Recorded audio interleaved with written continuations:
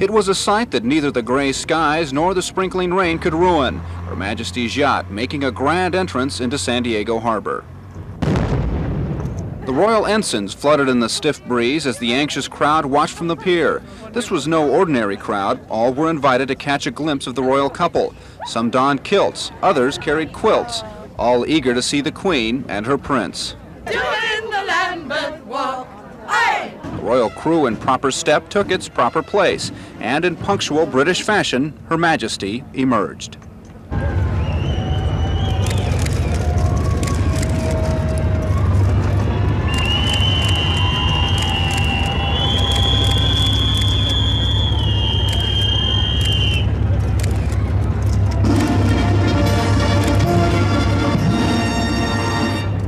There to greet Queen Elizabeth, personal representatives of the President, Ed Meese and Michael Deaver. The Queen quickly greeted the American dignitaries. The Duke of Edinburgh, seeing some familiar faces, chatted a bit with California's own Duke, Governor George Deukmejian. A Navy salute worthy of the Queen of England, then an Honor Guard review. This is the Queen's first visit to California, a 10-day trip that will take her the length of the Golden State. Was she everything expected of a queen? Oh yeah, it was great. Thoroughly enjoyed it. She was beautiful as usual. It was a typical blustery London day in San Diego this morning, weather the Queen is accustomed to. Well, just about everyone else showed up to greet the Queen, except the California sun. News 8's Bridget Asaro picks up the Queen's next stop. What started as pleasant duty turned into a miserable chore for the hundreds of sailors who stood in review on the Ranger flight deck. Drizzle turned into rain, and the men took the full force of the wind as the Queen's barge made its way toward the aircraft carrier. The rain let up, though, shortly before Her Majesty came on board. After a brief ceremony where she was presented with an emblem of the Ranger's bell, the Queen and Prince Philip were given a quick review of the U.S. Navy's finest jets. She and the Prince seemed to enjoy themselves in the brief tour. The conversation appeared to be light, and everyone in the group was smiling. Those who had waited hours for this moment no doubt felt it was over all too soon.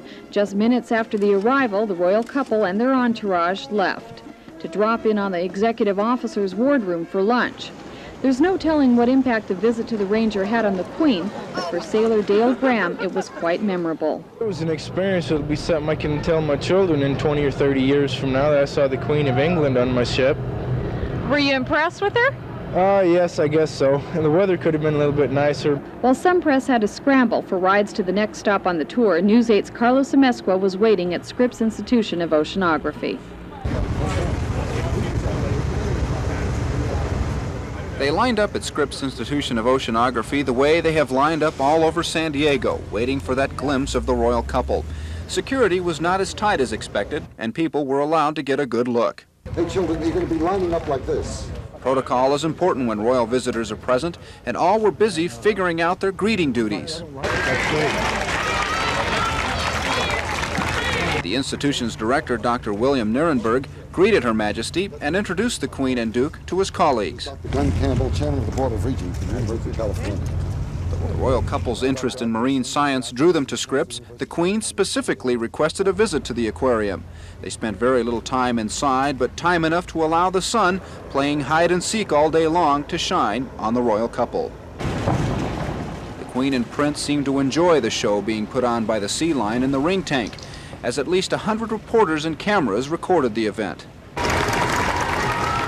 Against the blue Pacific backdrop, the Queen would ready for another short jaunt to the drilling site. Here, the couple was presented with a photo album of sea life. Then on to Balboa Park, where News 8's Bridget Asaro picks up the story. While the list of guests at the Old Globe Theater has been impressive over the years, this had to be the ultimate. Queen Elizabeth herself on hand to unveil a statue of William Shakespeare. Here again, Her Majesty was surrounded by local dignitaries who accompanied her to the San Diego Museum of Art. Deputy Mayor Bill Cleater presented the Queen with a book of photographs and a key to the city. At just about the same time, Prince Philip arrived at the San Diego Zoo, where he was greeted by officials of the Zoological Society. He hasn't said so, but this could very well be the highlight of Prince Philip's tour of San Diego, since he is the president of the World Wildlife Fund. And it has to be a thrill, too, for the San Diego Zoo employees and directors. They finally have a visitor who can appreciate so well what they've done here. The visitors who survived earlier downpours were also delighted with the royal visit. They cheered the prince as he took off on a whirlwind tour of the zoo. While most of the trip was a high-speed blur, he was able to get a close-up view of an animal you can't find at the London Zoo, a koala. Following the tour, the prince was presented with the zoo's conservation medal for his service and dedication to wildlife. He responded by saying that local zoo officials deserve the same honor. Even before he finished speaking, a U.S. Marine helicopter warmed up for takeoff. And just as quickly as he arrived, Prince Philip flew off, destined for Fairbanks Ranch and a tour of the Olympic equestrian site. He had spent 7 hectic hours in San Diego so far, and his day was far from over. Bridget Asaro, News 8, Balboa Park. Where the Queen of England goes, the media follows. Her Majesty's San Diego visit drew at least 700 reporters and photographers from across the country and around the world. Media types poured in from Great Britain, Australia, Canada, Mexico, France, and Italy. The British, it seems, never tire of reporting on their Queen. Every place is different, and that's the really interesting thing. The only thing that always happens, which is fascinating, is that people turn out to see her. It's remarkable. The pulling power that she has for the crowds, there's obviously a combination of interest, and on the whole, I think there's a bit of genuine affection. Print, radio, and television journalists jockeyed for positions and hurried from one location to another.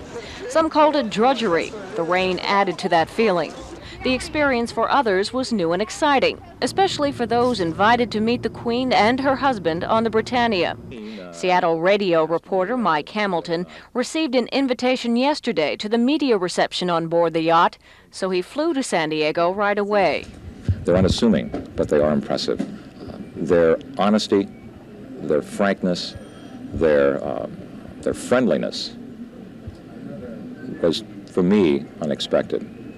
And yet there's an era there of aristocracy, of aloofness, that gets my respect. The Queen has a face, this may sound a little melodramatic, but there's a very angelic quality about it. A wonderful smile, very composed, and a very large sapphire that was right here, surrounded by a lot of diamonds. And yet there was no doubt in my mind that this indeed was the Queen of England. As the Queen's tour continues, more members of the media will join up. The California visit is expected to draw 2,000 reporters and photographers. Liz Purcell, News 8. A steady line of cars drove along Pacific Highway, people getting a glimpse at the 412-foot yacht. Many of them stopped for a closer look. What could you see? Well, you can see the crown on the bow of the ship. That's pretty neat. You didn't get a glimpse of the Queen? No, I didn't. I wish I would. What are you seeing right now? A man looking back at us. You're from Britain. How long have you been here? I've been living in San Diego about 16 years now. Had you ever seen the Queen before? Oh yes, many times in England, but I had never seen the Britannia. The 50 people invited to dinner with the royal couple had to clear 2 checkpoints before getting close to the yacht. They included presidential advisor Edwin Meese.